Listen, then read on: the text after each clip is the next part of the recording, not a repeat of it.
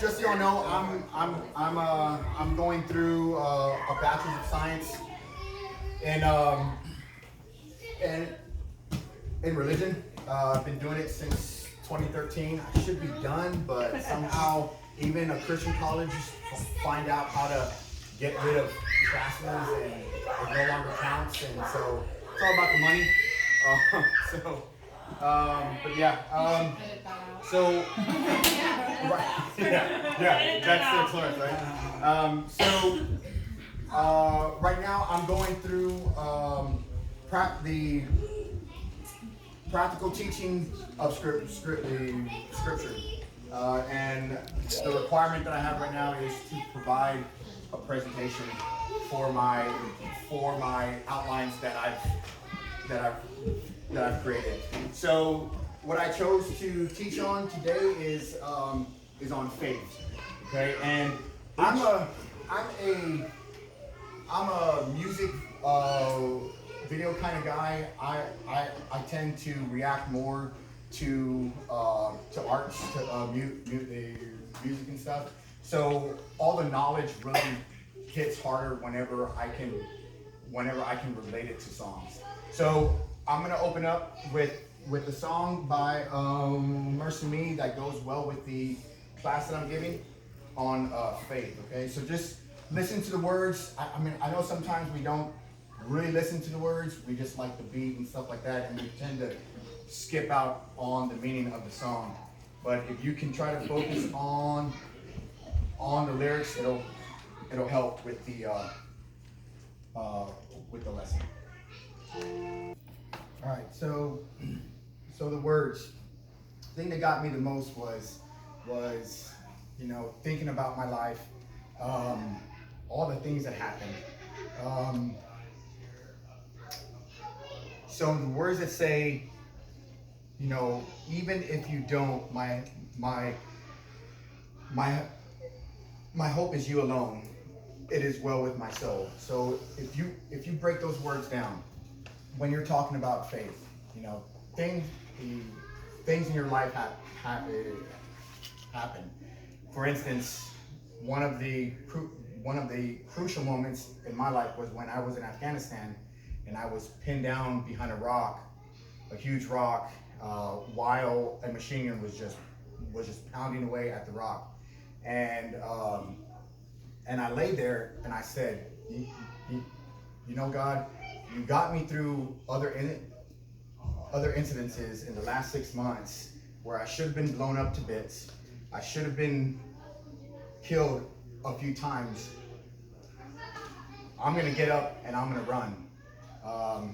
And at that point I was like, but even if I get shot and I die, it's okay. So I got up and I ran. I survived. Not a single round. I felt a lot of rounds whizzing by, rounds hitting the ground, but somehow I didn't get hit. But that was me. What got me, so I had this moment where I had all this faith, right? But then the moment that it involved my wife and James, who's upstairs, he's 6 years old now, whenever the challenge came on my faith was when she found out that she had a growth, a tumor or something that was in her uterus. And the doctor said, we need to abort. And of course my wife says no. And I'm like, this is a no-brainer. I don't want to lose my wife. I don't know my kid. I don't think I'm gonna miss him, right? And but I cannot do life without you.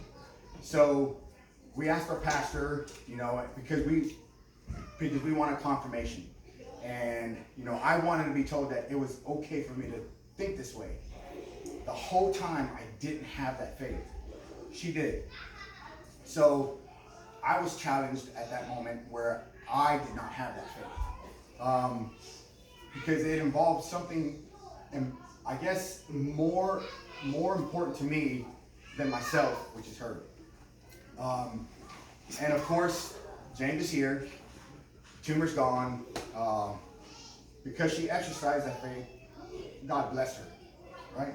So, has there been any doubt in your life, a circumstance, a challenge on your faith, or a situation that had scared you?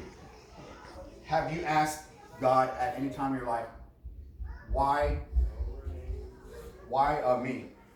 Is there anybody that would like to share a moment in their life? Sir? Yeah. It's all good. It's all good. Yeah, uniform. Well, my wife and I took us approximately 8 years to have towers. So we've gone through several IVF treatments. We went through a miscarriage, but my wife already had two children. So we have one that's 26 now, one that's 23.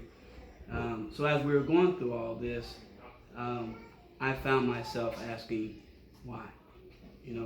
Why me? Why can't I have a child? I'm looking across, I'm seeing my friends have children, but why me? What's wrong with me? So I prayed about it, and then that's where my faith came. I said, well, God, if it's meant to be, then it will be. But I really want a child. So then I left it up to Him, and sure enough, my wife got pregnant, and we have towers. So it's just amazing what happens when you just release it to God, and then He brings certain things into picture, into play, to make sure that it happens. So that right there was a testament of my faith and my wife's faith. I know she was praying as well, but just being able to release it to Him is freeing. That's good. That's good. So, anyone, think about a time whenever you were challenged with that faith, and was there a moment that you fell short of that faith? Is there anyone that would like to share a moment like that? You fell short, meaning that you doubted? Right. Never. Liar. No, there's times to where I was a couple years ago, I was in my quiet time and I felt the Lord, there was just a whole bunch of different scenarios going on, and I really felt the Lord was saying, if you trust me, I will take care of everything. And I kept seeing confirmations of that word in sermons. I would read it in different scriptures. And we had a series of incidences that came up, and God clearly would remind me, if you trust me, I will take care of everything. And there's a few times to where I stood firm in that, and sure enough, He did His thing. So here He is doing His thing, like He said. But then when another situation arose where it really hit me personally, I started doubting God.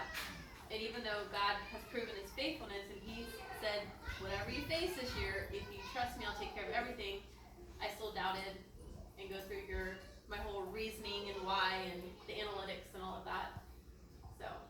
So, and to me, I think it's okay. I mean, even I'm right now being challenged, having to retire, having to figure out which place I'm going to go to, if it's in Georgia, if it's here, if it's in Texas.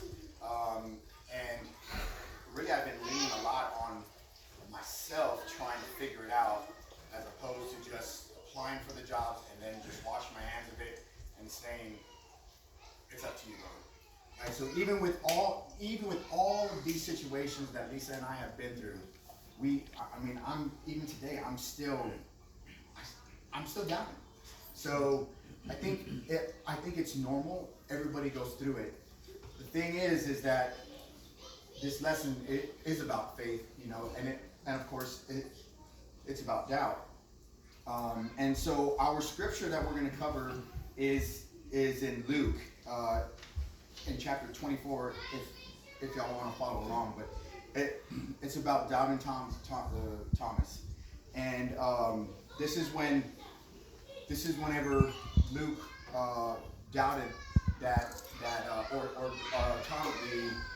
Thomas had doubted that Jesus was there, right? And so in 36 it says, and just as they were telling about it, Jesus himself was suddenly standing there among them, and he said, peace be with you. But the whole group was startled and frightened, thinking they were seeing a ghost. And he said, why are you frightened? Why are your hearts filled with doubt? Look at my hands and look at my feet. You can see that it's really me. Touch me and make sure that I am not a ghost, because ghosts don't have bodies. As you see that, as you see that I do. As he spoke, he showed them his hands and his feet. Still they stood there in disbelief. They were filled with joy and a wonder. Then he asked them, do you have anything here to eat? So why do you think he was asking them to feed him?